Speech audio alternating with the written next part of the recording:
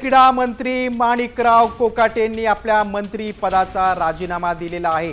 बघा, सदनिका लाटणं प्रकरण त्यांना भोवलेलं आहे। कोर्टाने अटक वॉरंट काढलंय। त्या पार्श्वभूमीवर माणिकराव कोकाटेंनी मंत्री पदाचा राजीनामा दिलेला आहे।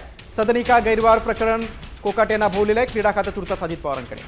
आपण बघतोय की माणिकराव कोकाटेंच्या विरोधात कोर्टाने अटक वॉरंट काढलं होतं आणि आता त्यांना ते सगळं प्रकरण भोवलेलं आहे। आपण अधिक माहिती घेऊ। आमचे प्रतिनिधी गणेश कवडे आपल्या सोबत आहेत। गणेश, अखेर माणिकराव कोकाटेंनी राजीनामा दिलेला आहे। हायकोर्टाच्या निर्णयाची देखील त्यांनी वाट पाहिली नाही।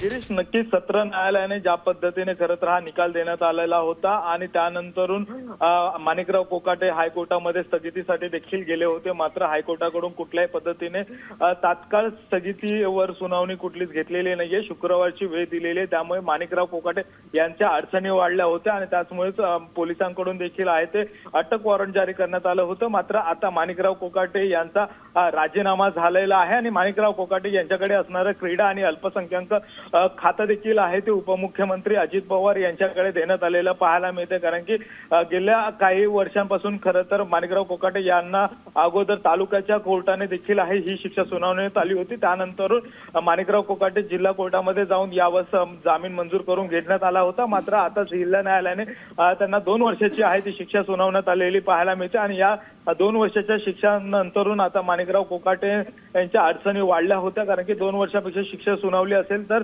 आमदारकी आहे ती रद्द होताना पाहायला मिळते। मात्र यासाठी कोर्टामध्ये जाण्यासाठी देखील माणिकराव कोकाटे यांना कुठल्याही पद्धतीचा वेळ आहे तो कोर्टाने दिला नाही। त्यानंतरून आज या सगळ्या संदर्भामध्ये हायकोर्टाकडे कुठेतरी एक विनवणी करण्यात आली होती की लवकरात लवकर यावर सुनावणी घेण्यात यावी। मात्र हायकोर्टाने देखील आहे ते माणिकराव कोकाटे याची सुनावणी ऐकून घेण्यासाठी नकार दिला आणि शुक्रवारची खरं तर ही वेळ आहे ती दिलेली होती।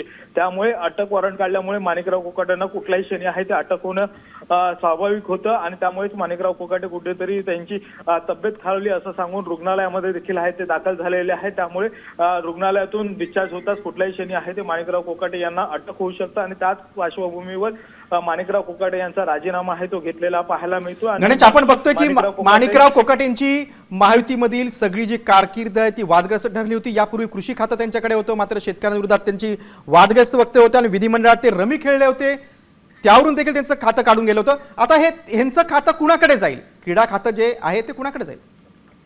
नक्कीच हे जे क्रीडा खातं आहे ते उपमुख्यमंत्री अजित पवार यांच्याकडे देण्यात आलेलं आहे। माणिकराव कोकाटे यांच्याकडून जेव्हा कृषी खातं काढून घेण्यात आलं होतं त्यानंतर दत्तात्रय भरणे यांच्याकडे असणारं क्रीडा खातं आणि त्याचबरोबर अल्पसंख्याक खातं ही 2 खात्यांची जबाबदारी खरं तर माणिकराव कोकाटे यांच्याकडे सोपवण्यात आली होती। मात्र आता माणिकराव कोकाटे यांच्या अडचणी वाढल्यामुळे ही दोन्ही खात्यांची जबाबदारी आहे ती आता अजित पवार यांच्याकडे असलेलं दिलेलं पाहायला मिळतंय आणि त्यामुळेच ज्या पद्धतीने खरं तर माणिकराव कोकाटे यांच्या अडचणींमुळे कुठेतरी सरकारला पुन्हा एकदा त्याचा फटका आहे तो बसला असता जर राजीनामा घेतला नसता। तर त्यामुळे कुठेतरी हा राजीनामा हायकोर्टाचा कुठल्याही पद्धतीने निकालाची वाट न पाहताच अगोदरच घेतलेला पाहायला मिळतोय। कारण की ज्यावेळेस 4 दिवसाची मुदत देण्यात यावी हायकोर्टामध्ये जाण्यासाठी अशी विनवणी सत्र न्यायालयामध्ये करण्यात आली होती, त्यावेळेस देखील आहे ते कोर्टाने थेट नकार दिला होता। सर्वांना समसमान कायदा राहील अशा पद्धतीचं